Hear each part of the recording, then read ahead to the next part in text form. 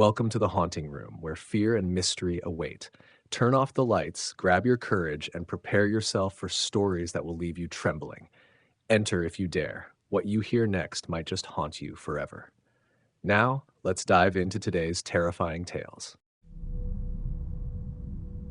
It was the week before Thanksgiving, and the days were getting shorter, colder, and grayer. I'd been driving all day to make it home in time for a family dinner, but as evening set in, thick clouds turned the sky to slate, and the wind picked up, howling through the empty, open roads.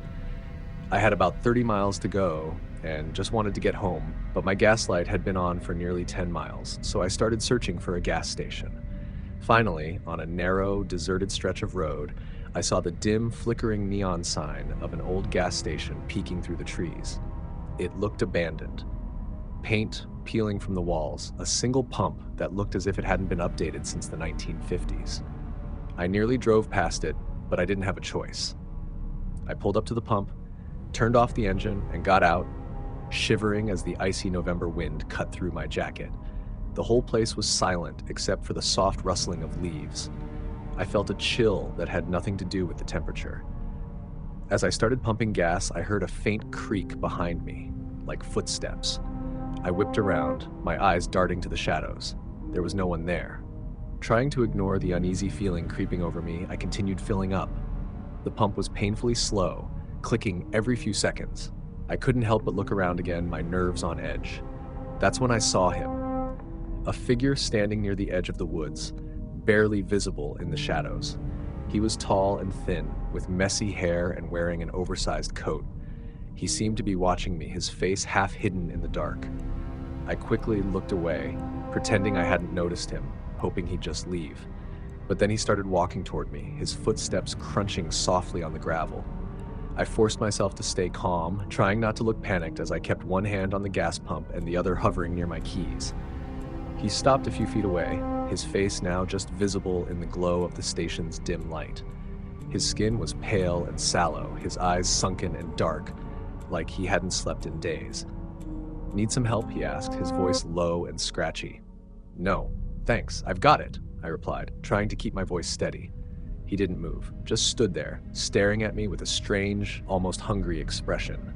I could feel his eyes crawling over me, sizing me up. Something about the way he looked at me felt wrong, like he was assessing me. "You sure?" he asked, taking a step closer. "Not many people come around here. Dangerous to be out alone on these roads." I swallowed, gripping the pump tighter. "Yeah, I'm fine, thanks."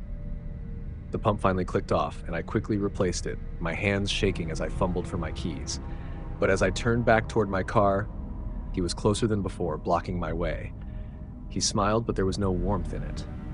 "You in a hurry?" "Actually, yes. I have to get going," I replied, trying to sidestep him, but he moved with me, blocking my path. The air felt thick with tension, and every instinct in me was screaming to get out of there, but I didn't want to run. I didn't want to look like prey. "Look, I'm just trying to get home," I said, forcing myself to keep my tone even. He chuckled, a low, pat, unsettling sound that echoed in the silence. "You know, my family used to own this place," he said, his gaze never leaving mine. "People come here looking for gas, a bathroom, maybe even a snack, but sometimes they just disappear. Funny thing, isn't it?" I took a step back, my heart hammering. "I really need to go now." He tilted his head, watching me as if savoring the fear on my face. "Leaving so soon? But we just met." I didn't respond. I yanked open the car door, jumped inside, and locked it in one quick motion. His face changed as he realized I was leaving. He stepped forward, pressing one hand against the window. "Hey!" he shouted, his voice losing its calm tone. He banged on the glass, his face twisted in anger. "Come on! We were just talking!" I turned the key, the engine roaring to life, and slammed my foot on the gas, speeding out of the station. In my rearview mirror, I saw him standing in the middle of the road, his face twisted into a furious snarl. I didn't stop until I was miles away, my pulse still racing, the man's face burned into my memory. When I finally got home, I told my family everything, hoping they'd brush it off as a strange encounter. But my dad's face went pale. He turned to my mom and whispered something before looking back at me. "I've heard stories about that station," he said slowly. "People who've gone missing in that area. Police say they never found bodies, just abandoned cars left near that old place." A chill ran down my spine. I'll never forget that night. And every time I drive through that part of the state, I avoid that stretch of road. But sometimes, when the nights are long and the air is cold, I still feel like he's out there, waiting in the dark, ready to find someone else who stops at that forgotten station in the middle of nowhere. They say the woods outside Willow's Point are haunted, and by November, the trees are bare and twisted, clawing at the cold, gray sky.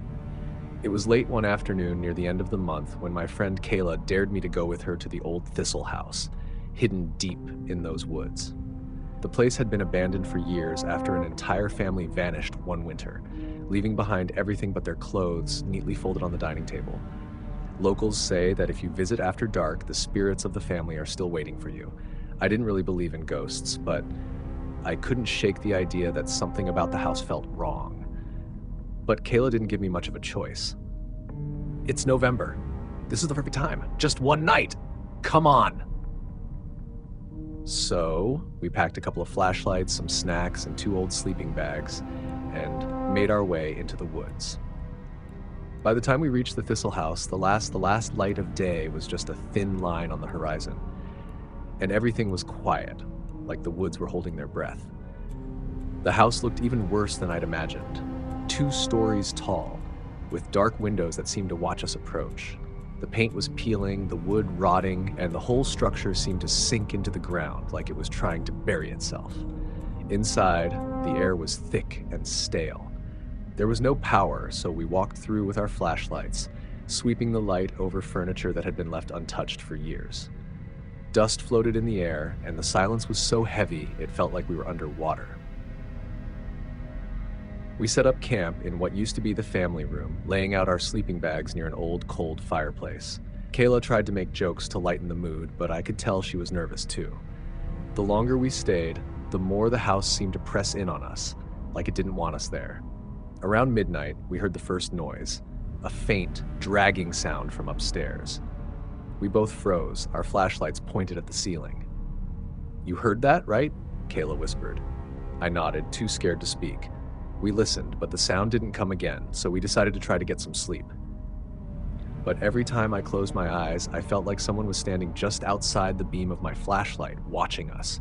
At some point, I must have drifted off because I woke up to the sound of footsteps. Slow, shuffling footsteps coming down the stairs. They didn't sound like normal steps, though. It was like someone dragging something heavy. I turned to wake Kayla, but she was already sitting up, her eyes wide, her flashlight gripped tightly in her hand. The footsteps stopped at the bottom of the stairs. We held our breath, listening. Then, in the silence, a voice, a whisper so soft it was barely audible. "It's cold. So cold." We both jumped, aiming our flashlights at the doorway, but there was nothing there. "I'm done. Let's go," I whispered, starting to get up, but Kayla grabbed my arm. "What if it's someone who needs help?" she whispered. I wanted to tell her she was crazy, but part of me was terrified of leaving without knowing what we'd just heard. So, against every instinct, we crept toward the stairs, our flashlights shaking in our hands. We reached the base of the staircase and aimed our beams upward. The steps were empty, but there was a smear of something dark on the wood, trailing down from the top floor. My heart pounded as we climbed the stairs, one creaky step at a time. At the top, we found a hallway with several doors. One was slightly open, and the trail of dark smudges led right inside. I didn't want to go in, but Kayla pushed the door open the rest of the way, her flashlight sweeping across the room. There, lying on the floor, was a set of clothes, a sweater, jeans, shoes, laid out perfectly, like someone had just vanished out of them. Dust covered everything, but the smudges led right to the clothes. Then we heard the whisper again, right next to us this time. "So cold." I turned, and there was nothing, just the empty doorway. But when I looked back, the clothes were gone. The room was empty. That was it for me. I grabbed Kayla and we bolted down the stairs, through the front door, and into the woods, not stopping until we could see the faint glow of the town lights in the distance. We never talked about it after that night. We didn't have to. But sometimes late at night, I hear those words in my head, and I feel a chill, colder than anything I've ever felt. I've tried to convince myself it was just my imagination, but deep down I know what I heard. And now, every November, I dream of those empty clothes lying on that dusty floor, and I wonder if one day I'll be the one they find there. It was a few days after Thanksgiving, and I'd gone out for a late evening hike to clear my head. I was back at my parents' house, a small, secluded farmhouse nestled in the New England countryside. We didn't get many visitors, and I'd always loved the solitude of the area. The air was crisp and cold, with a few stray leaves still clinging to the trees. I felt safe on these trails. I'd been walking them since I was a kid. The sun was already setting, casting long, dark shadows across the landscape. I'd gotten further out than I'd meant to, but I knew the trails well, and as the sky faded from orange to dark blue, I turned to make my way back home. But then, I heard something. A faint crunching of leaves from somewhere up ahead. I stopped, listening, but the sound stopped too. I told myself it was probably an animal, maybe a deer. But a moment later, the crunching started again, slow and deliberate, as if someone, or something, was pacing just out of sight. I felt a prickle of unease, the kind that you can't quite shake. I called out, "Hello?" My voice echoed, but there was no response. I stood there listening, but the only sound was the occasional rustling of leaves in the wind. I shook my head and started walking again, a little faster this time. But after a few steps, I heard the crunching again, only now it sounded closer. I turned, scanning the trees, my eyes straining in the dim light. For a moment, I thought I saw a figure between the trees, a tall, thin shape standing perfectly still, just watching me. But when I blinked, it was gone, as if it had melted into the shadows. My heart was pounding now. I picked up the pace, walking faster down the narrow trail, telling myself it was just my imagination. But the feeling of being watched was impossible to ignore. Every few steps, I'd glance over my shoulder, half expecting to see someone standing there. After a few minutes, I heard it again, the soft, deliberate sound of footsteps, now unmistakably human, trailing just behind me. I stopped in my tracks, turning around, and this time, I saw him. A man stood about 20 feet away, his figure barely visible in the fading light. He was tall, gaunt, and dressed in dark clothes that seemed oddly out of place, like he'd walked out of another century. His face was hidden in shadow, but I could see his eyes, gleaming faintly in the dimness. He didn't move, just stood there, watching me with a strange, hollow expression. "Can I help you?" I called, my voice sounding braver than I felt. He didn't answer. He tilted his head slightly, studying me as if he were trying to decide something. Then, without a word, he took a step forward. I backed up instinctively, my pulse racing. "Hey, look, if you're lost, I can help you find your way back, but I really need to get going." He took another step forward, his movements slow and deliberate, as if he were savoring each one. There was something wrong with the way he moved. It was too smooth, almost mechanical. I turned and started walking quickly, my footsteps crunching loudly on the leaves. I could hear his steps behind me, matching my pace. Every time I sped up, he did too, staying just out of sight, but close enough that I could feel his presence, looming like a shadow. I was nearing the edge of the woods where the trail opened up to a field just behind my parents' house. I'd almost convinced myself I was imagining things, that maybe he'd just wandered off when I glanced back. He was right there, only 10 feet behind me, his expression eerily calm. His eyes were dark and hollow, his mouth twisted into a faint, unsettling smile. My breath hitched, and I broke into a run, my boots pounding against the ground as I sprinted down the trail. The trees blurred around me, the cold November air biting at my skin. I could hear him running too, his footsteps steady, unhurried, as if he knew he'd catch up eventually. The field was just ahead, the lights of my parents' house glowing in the distance. I pushed myself harder, my legs burning, heart pounding. But as I reached the edge of the woods, I felt a hand brush my shoulder. I whipped around and he was right there, standing barely a foot away, his face twisted in a look of intense focus, as if he were studying every detail of my reaction. What do you want?" I stammered, trying to keep my voice steady. He didn't answer. Instead, he lifted his hand and pointed past me toward the house. There was something unsettling about his hand. Pale, thin, almost skeletal, with long, bony fingers that didn't seem quite right. He didn't say a word, just stood there, pointing, his gaze piercing. I backed away slowly, inching toward the house, my eyes locked on his. Every instinct told me to run, but I felt like I was caught in a trance, unable to look away from those dark, hollow eyes. Then, as quickly as he'd appeared, he lowered his hand, turned, and disappeared back into the woods, his figure swallowed up by the shadows.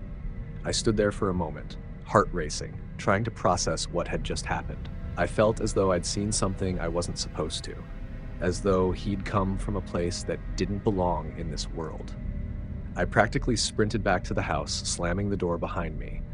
I didn't say a word to my parents, didn't mention the man in the woods, but for the rest of the night, I couldn't shake the feeling that he was still out there, watching, waiting. The next day, I went back out to the trail, half expecting to see footprints or some sign that he'd been there. But there was nothing. The ground was undisturbed, the woods silent and still. I never saw him again after that, but every November, when the days grow short and the woods grow quiet, I think of him. And every time I walk those trails, I can't shake the feeling that he's still there, somewhere in the shadows, waiting for someone else to notice him.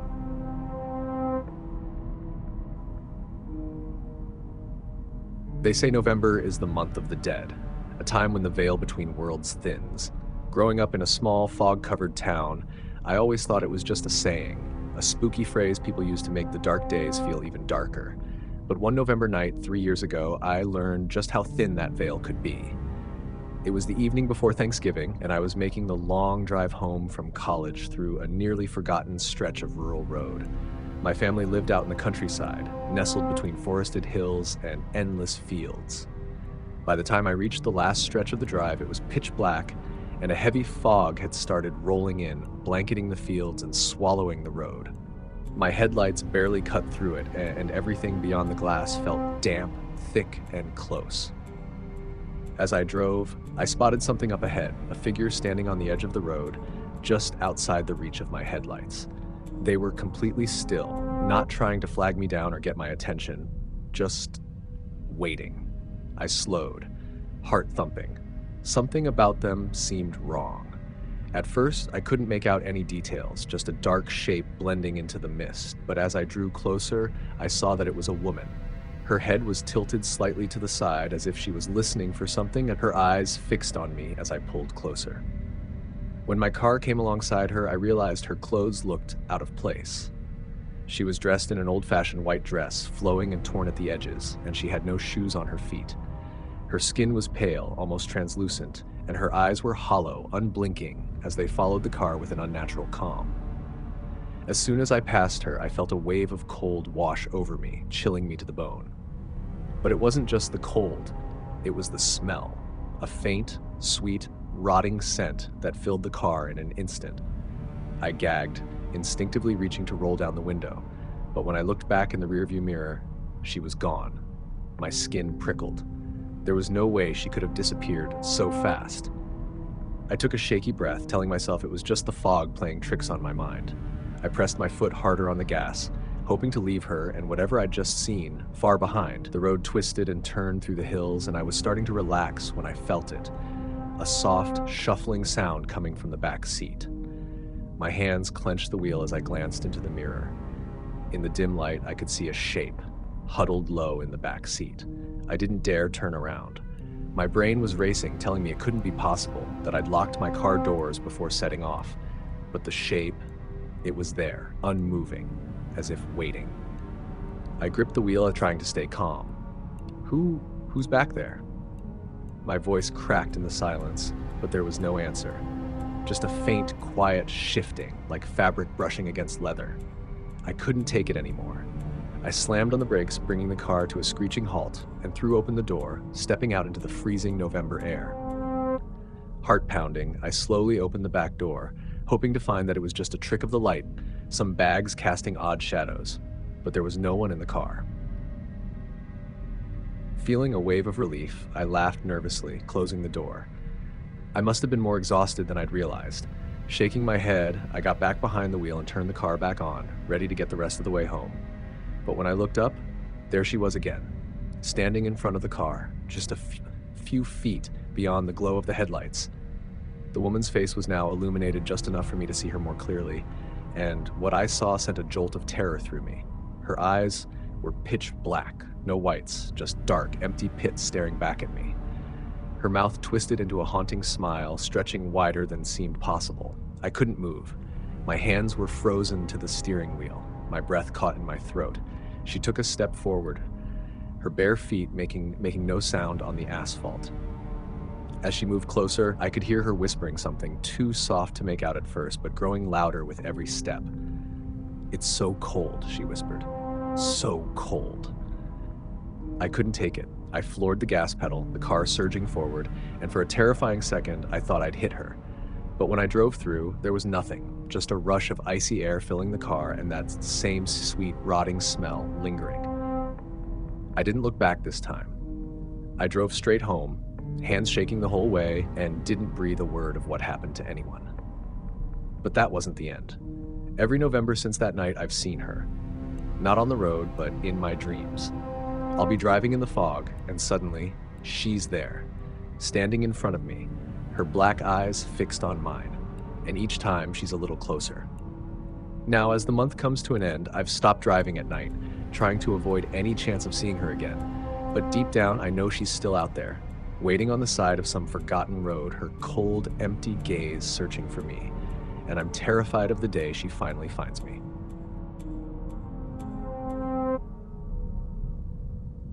It was the Sunday after Thanksgiving, and I was heading back to my apartment after spending the holiday with my family. It was a long drive, about 4 hours through winding back roads, but I loved the scenery in late fall. The bare trees, the quiet fields, and the gray skies made everything feel both bleak and strangely peaceful. The sun was setting, casting an eerie orange glow over the road as I drove, and the temperature had dropped dramatically. There was a chill in the air, the kind that seemed to seep into your bones. I flipped on the heat and settled in for the drive, trying to shake off the feeling of being watched that had crept over me as the sky darkened. About an hour in, I noticed a figure on the side of the road, just outside the beam of my headlights. It was a man, standing alone on the shoulder, looking straight ahead, as if he were waiting for something. His clothes were rumpled and he wore no jacket, just a thin white button-down shirt. The fabric looked filthy and torn, as though he'd been out there for days. I slowed slightly as I passed, my eyes on the rearview mirror, half expecting him to turn or try to wave me down. But he didn't move, didn't acknowledge me at all. He just stood there, staring into the distance. The sight sent a chill down my spine, but I told myself he was probably just another traveler with a car breakdown. I continued on, trying to forget about him, but the image stuck in my mind. And then about 15 minutes later, I saw him again, standing on the shoulder of the road, the same disheveled clothes, the same empty stare. I slowed even more this time, trying to make sense of it. There was no way he could have walked that distance in such a short time. My heart pounded as I passed him, feeling his eyes on my car as I drove by. After a mile, I pulled over, gripping the steering wheel, trying to calm myself down. "It's just a coincidence," I muttered. "You're seeing things. It's getting dark. You're just tired." I took a few deep breaths, then continued driving, reassuring myself that I was just imagining things. The road was empty, no cars ahead or behind, just me and the stretch of empty highway disappearing into the darkness. About 20 minutes later, I saw him again. This time, he was standing directly under a flickering streetlight. The light cast harsh shadows across his face, making his hollow eyes and pale skin look even more unnerving. He turned his head as I approached, watching me as I passed. My stomach dropped and I sped up, heart pounding. This was impossible. There was no way he could keep appearing like this. No way he could be the same man. I glanced at the clock, 7:15 p.m. I was barely halfway through my drive. My fingers were white-knuckled on the steering wheel, and I was glancing in the rearview mirror every few seconds, afraid of seeing him standing in the road behind me. Then my car sputtered. I felt a sinking dread as I looked down at the gas gauge, which had inexplicably dropped to empty. I had filled the tank before leaving my family's house. There was no way it could be empty already. The car sputtered again, jerking forward as I pressed the gas pedal. I forced myself to keep going, hoping I'd make it to the next town, but after a few more jerks and sputters, the engine cut out completely, leaving me stranded in the middle of nowhere. I sat there breathing heavily, the silence pressing down on me. I fumbled for my phone, but the screen remained black. The battery was dead despite having been nearly full when I'd left. Suddenly, I felt that creeping sensation again, that feeling of being watched. I looked out the windshield, and there, about 50 yards ahead, was the man. He was standing perfectly still, his face tilted slightly, as if he were listening to something. I couldn't see his expression clearly in the dark, but I could feel his gaze on me, sharp and focused. A chill ran down my spine, and I instinctively locked the doors, feeling the thin layer of metal and glass between us was all that separated me from him. I kept my eyes on him, hoping he'd turn and leave, but he didn't. Instead, he took a slow, deliberate step forward. Then another. His pace was steady, relentless, as he walked straight down the middle of the road toward my car. My hands shook as I gripped the steering wheel, wishing I could just start the engine and drive away. But the car was dead, and there was no one around to help. The only thing I could think to do was sit there, hoping he would lose interest or pass me by. But he kept coming, step by step, until he was close enough that I could see his face in the dim light. His skin was sickly pale, his cheeks hollow, and his eyes were glassy, unfocused, but somehow still fixed on me. He looked like he hadn't slept in weeks. He reached my car door and stopped, his face inches from the window. I didn't dare move. I barely even breathed. Then he leaned forward, pressing his face against the glass, his eyes locked onto mine. His mouth twisted into a wide, unnatural smile, and he whispered something, his breath fogging up the window. "Found you." My heart hammered as he lifted a hand and tapped on the glass, his fingers leaving greasy smudges on the surface. The sound was soft, almost gentle, but each tap felt like a countdown. Just as I was about to scream, headlights appeared in the distance, illuminating the man in a harsh, yellow light. He turned slowly, staring into the oncoming car's lights, then vanished. Just stepped back into the darkness, as if he'd never been there. The approaching car slowed down, and an older couple rolled down the window, asking if I needed help. I nodded, too shaken to explain, and they kindly offered me a ride to the nearest town. As I climbed into the back seat of their car, I glanced back at my own vehicle. There were smeared fingerprints on the window, proof that he'd been there. The older couple drove me to a gas station in town where I waited for a tow truck. I told the mechanic what had happened, expecting him to laugh, but instead he gave me a long, serious look. "That road's got a history," he said quietly. "They say every November around Thanksgiving, folks see a man on the side of the road. He flags people down, but, well, no one's ever found out who he is." I shivered, glancing at my reflection in the dark window. For the rest of the night, I couldn't shake the feeling that I'd see him again, that wherever he came from, he was still out there, watching, waiting. Thank you for joining us in the Haunting Room for another collection of spine-chilling tales. If you enjoyed the stories, don't forget to like, subscribe, and hit the bell so you never miss the next terrifying episode. The darkness is always closer than it seems, and we'll be here, waiting. Until next time, stay haunted or not.